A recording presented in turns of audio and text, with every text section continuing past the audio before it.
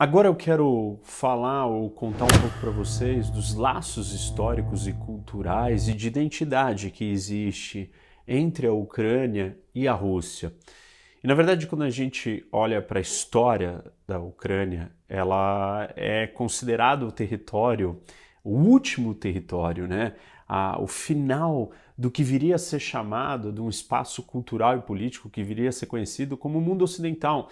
Então, a última fronteira do mundo ocidental é a Ucrânia. O primeiro historiador da Ucrânia é o Heródoto, na verdade, o pai da história. E o Heródoto ele descreve ali o ponto de encontro de colônias gregas com bárbaros que viviam nesse steppe, essa região ali desse leste europeu e os povos que habitaram ali. Então ele descreve ao longo da história as situações dos diversos povos que tiveram ali. Na sua grande maioria, esses povos, antes da chegada dos eslavos, eram povos de origem iraniana e tribos, né, misturadas que lutavam ali pelo poder e pela conquista do espaço. Na mitologia dos gregos também veio a história das Amazonas.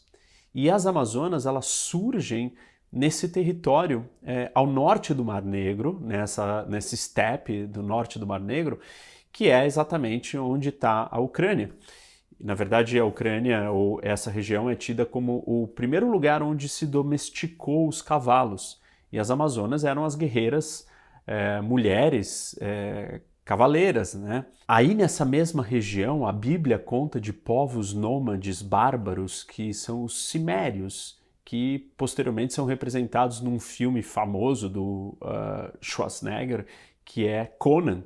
Quem não assistiu Conan o Bárbaro, é um dos primeiros filmes dele, é muito interessante. Ele conta exatamente o reinado, né? Ele se torna um dos reis ali dessa região, que é onde está a Ucrânia. Como eu falei para vocês há pouco, a maioria desses povos iniciais ali, eles tinham uma origem iraniana.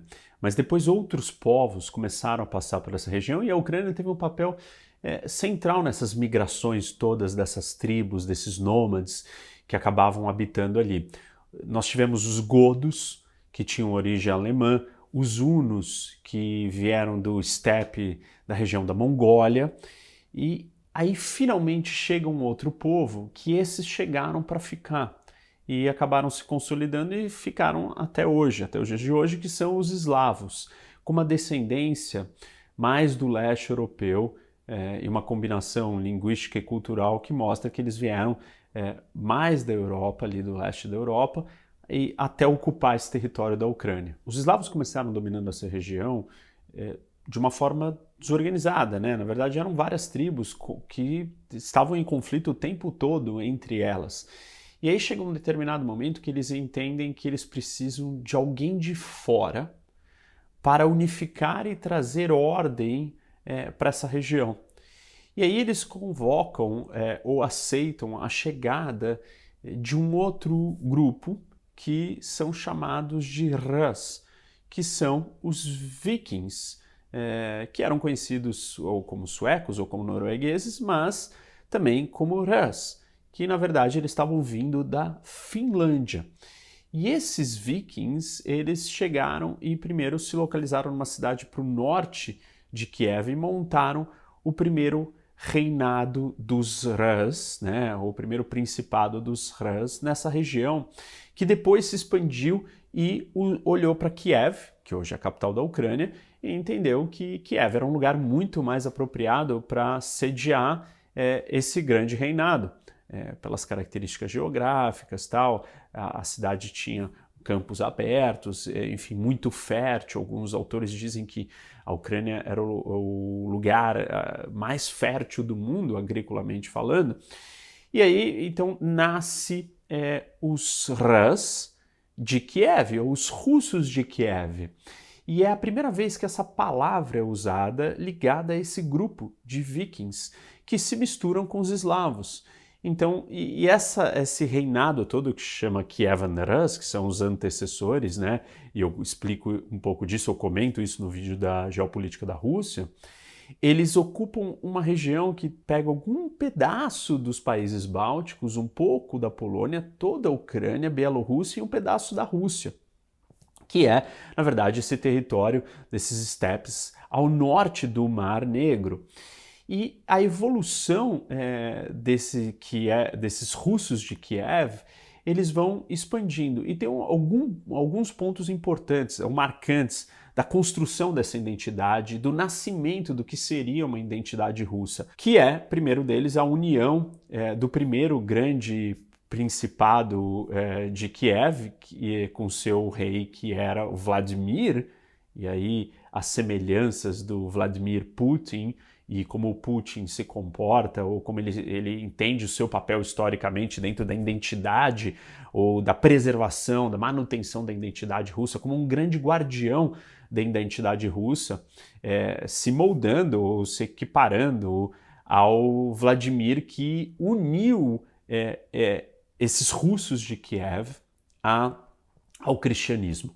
Isso acontece com o contato com o Império Bizantino, que era a segunda Roma, né? Constantinopla, que era a expansão de Roma, depois Constantinopla, e aí então os russos posteriormente, num futuro, vão achar que eles inclusive são a terceira Roma, porque eles carregam a mensagem cristã.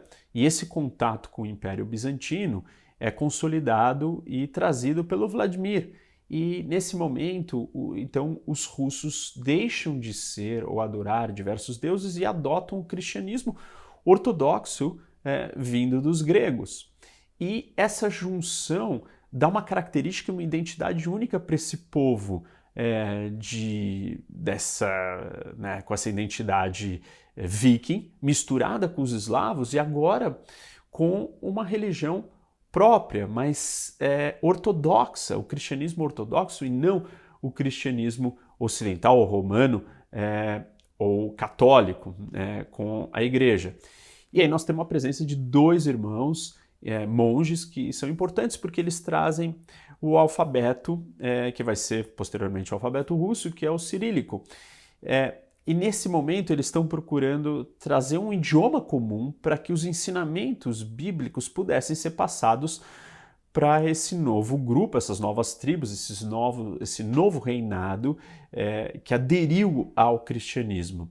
E isso é muito importante porque você tem uma identidade transcendental, uma identidade étnica, um território, e aí o surgimento de um novo idioma.